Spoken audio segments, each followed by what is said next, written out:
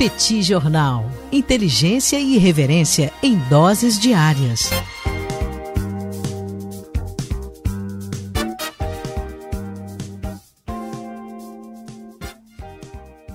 Na última semana, iniciou-se em Cuba um processo bastante importante e que no médio e longo prazo será muito transformador e impactante no desenvolvimento econômico da ilha caribenha. O governo de Miguel Díaz-Canel finalmente colocou em vigor a lei para o funcionamento de micro, pequenas e médias empresas privadas, bem como cooperativas não agrícolas.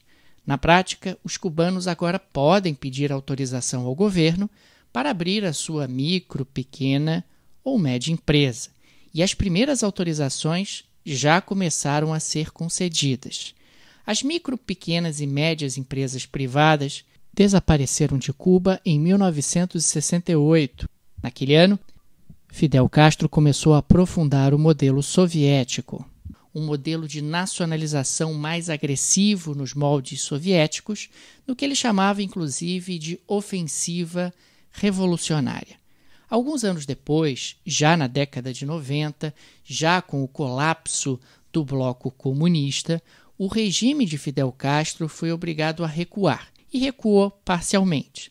Passou a permitir o trabalho autônomo, o investimento estrangeiro e a abertura ao turismo internacional. De lá para cá, a economia cubana não foi tão modificada assim. Em 2021, estamos falando de um país que ainda tem 85% de sua economia sendo estatal e impressionantes 600 mil trabalhadores autônomos. Lembra que Fidel Castro passou a permitir o trabalho autônomo na década de 90? Pois é, são mais de 600 mil trabalhadores autônomos em Cuba que atuam em restaurantes, transporte, oficinas e assim por diante. Certamente, esses trabalhadores autônomos são o grande público a abrir as primeiras micro, pequenas e médias empresas. O governo cubano acabou sendo forçado a mais esse passo na direção de abertura, na direção de uma economia capitalista, em função da pandemia da Covid-19. A pandemia acabou tendo um impacto devastador sobre a economia cubana, que não via uma crise econômica de tanta gravidade desde 1993, justamente num contexto onde a União Soviética havia entrado em colapso.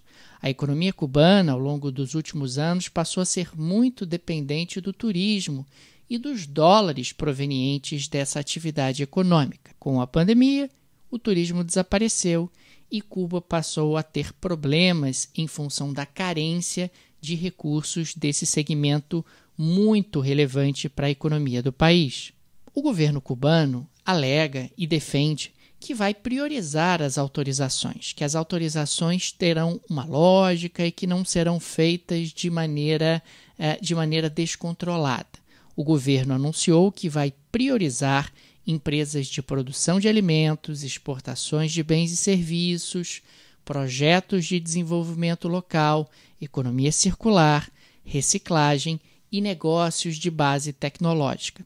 Não é difícil de entender. Quando você olha para essa lista de prioridades, você percebe que essas prioridades estão absolutamente alinhadas àquilo que a economia cubana precisa. Por exemplo, produção de alimentos. Cuba tem realmente uma carência de alimentos e precisa aumentar essa produção. Exportação de bens e serviços. Cuba precisa de um influxo de dólares mais regular, o que possa impactar positivamente as contas externas e a renda do país. Projetos de desenvolvimento local, a ideia de você tentar desconcentrar o desenvolvimento dentro da ilha caribenha. Economia circular, que possa facilitar a circulação de renda e, consequentemente, o efeito multiplicador. Reciclagem, claro, projetos ligados à reciclagem são bastante interessantes, ainda mais dentro de um mundo cada vez mais preocupado com a sustentabilidade. E negócios de base tecnológica. Negócios de base tecnológica, claro, tendem a ter um impacto em termos de crescimento, geração de emprego e renda no longo prazo bastante significativo. Portanto, a lista de prioridades acaba sendo bastante razoável e aderente às prioridades do país. Portanto, estamos falando de uma Cuba que eliminou as micro, pequenas e médias empresas no ano de 1968, que nos anos 90 fez alguma abertura, passou a permitir investimento estrangeiro, passou a permitir trabalho autônomo e passou a permitir turismo, e que agora volta a permitir a existência de micro, pequenas e médias empresas. Tudo isso dentro de um contexto onde o embargo dos Estados Unidos permanece e o presidente Joe Biden não dá nenhum sinal de que Cuba é uma prioridade para a sua política externa. Vamos seguir acompanhando aqui no Petit Jornal, mas sem dúvida alguma observamos que Cuba dá mais um importante passo na direção de uma economia capitalista, deixando para trás gradativamente a economia planificada. Se você gosta do projeto do Petit Jornal, fica aqui o convite para você se tornar nosso apoiador. Lá no site do podcast, petitjornal.com.br, tem uma seção Apoie o Petit, com todos os direcionamentos para você se tornar nosso apoiador, seja você residente no Brasil ou no exterior. O Petit Jornal é uma mídia 100% independente, mantida exclusivamente com a ajuda de nossos apoiadores, a quem agradecemos enormemente. Além disso, vou colocar linkado no descritivo desse áudio o site do outro projeto, petitcursos.com.br, onde eu e o professor Tanguy Bagdadi aprofundamos uma série de temas nas áreas de economia e política internacional. Semana que vem começa um curso sobre Alemanha. Dá uma olhada que lá no site você vai encontrar todas as informações e também instruções para inscrição. Fica também o convite para você ouvir o podcast do Petit Jornal no aplicativo da Orelo.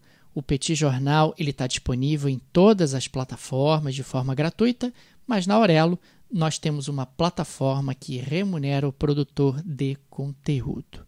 No mais, gente, eu sou Daniel Souza e falo para o Petit Jornal. Petit Jornal. Inteligência e irreverência em doses diárias. Acesse www.petitjornal.com.br.